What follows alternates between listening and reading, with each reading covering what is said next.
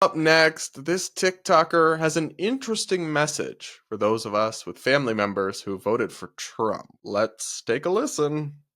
If you're queer and your family voted for Trump like mine did, hi, hello, I'm your mother now.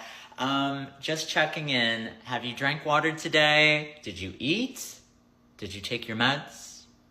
Did you breathe? Are you breathing? You gotta breathe in your belly, babe. Let's take a breath together, okay? Ready? Inhale through the nose. Hold. Exhale through the mouth. Let your breath ground you. You are alive, babes, and I love you so much. So, does this person think queer people are like incompetent and need to be reminded to like drink water and breathe? I don't know about y'all, and to be clear, I don't really consider myself queer. I think that's like kind of a political identity, but I don't need those reminders from my mom. And also, I'm good, actually. I'll just keep my mom. Thank you for the offer though. I do find the implicit suggestion of this video that like, oh, if your parent voted for Trump, you must not have a relationship with them or you should really cut them off and I'll be your mom instead.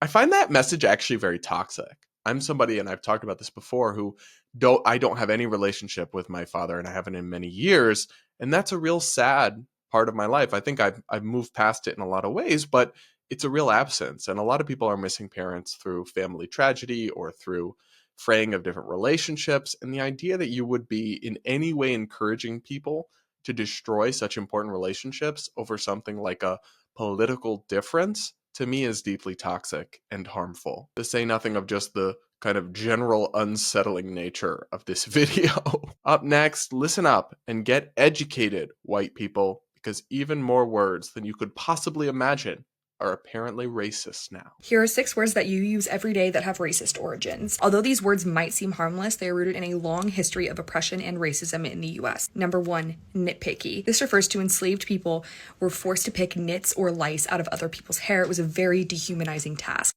Number 2, gyp. This is actually related to the word gypsy, which is a slur for Romani people. Number 3, no can do. This was originally a sentence or term used to mock Asian Americans, primarily Chinese immigrants, to make fun of their accent. Number 3, uppity. This was a term used to describe Black people who were typically seen as too confident, and it was definitely an insult that preceded violence against Black people. Number 4, the peanut gallery. This term refers to in segregated theaters when Black people had to sit in the worst, cheapest seats in the house. And finally, we have the term grandfathered in, which is in reference to when Black people were forced to take literacy tests in order to vote, aka a form of voter suppression. White people who had been grandfathered in the right to vote did not have to take these tests. So if you're a white person, please stop using these things. Peace and love. So this had over 1.5 million views and more than 150,000 likes, but at least some of the people in the comments seem to get it, and maybe the vibe is even shifting on TikTok, y'all. One person commented, and the world kept spinning. Another person commented, that one friend who's way too woke. OMG, not everything is racist. Bruh, are we dead ass? That was kind of my response to this. It really does seem like you're just looking for problematic things where no actual harm is happening. I didn't bother to fact check whether these claims are true about the origins of all of these words because I actually don't think it matters. Let's say it is true. Let's say that the origin is outdated and does go back to some kind of original racist trope or trend or social theme. If the modern day use of these words has nothing to do with that and has no meaningful negative impact on people of different races or the minority groups, like, can anybody find me a way in which Asian Americans today are harmed by the fact that we say no can do sometimes? Seriously, I'll wait.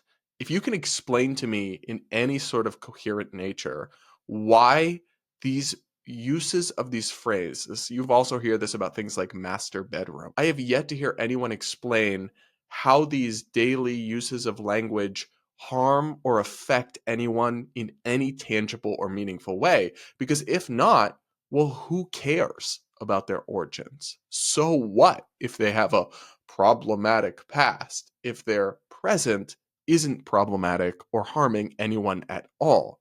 Then it just seems like you're looking for reasons to be offended and going out of your way to play the victim and hyper police people's languages. Or, as that commenter said, like you're just that one friend who is way too woke. There's also like a performative virtue signaling aspect to this. Like the person who made this video is white and is lecturing other white people and is kind of clearly looking for approval. Like, see, I'm one of the good white people and I'm woke and I am fighting microaggressions and all this, and that will never not be cringe. It will never not be incredibly cringeworthy. Up next, this one, I'm not sure I really have words on how to introduce or describe it. I love when right-wingers say pick a struggle.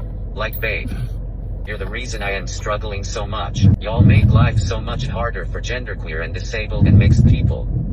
I would not need to struggle at all if y'all would just stop. I don't really know what to say, but I'm not really aware of ways in which right-wingers make it hard for mixed race people to exist.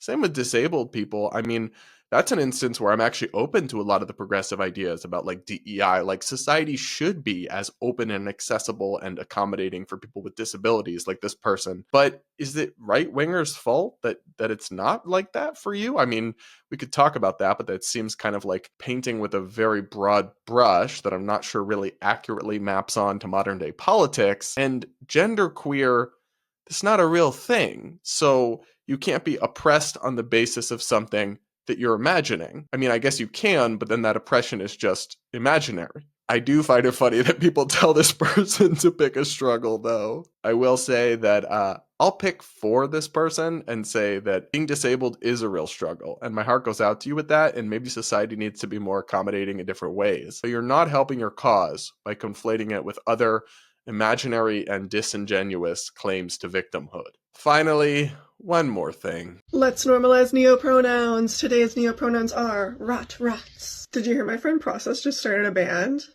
Yeah, Rot plays guitar. Nobody even knew until like a month ago. Rot got Rot's first guitar from Rot's dad like 10 years ago, but never told anybody about it. And then last month, Rot started putting up flyers looking for a singer and a drummer. Oh, you saw those? Yeah, those were Rot's.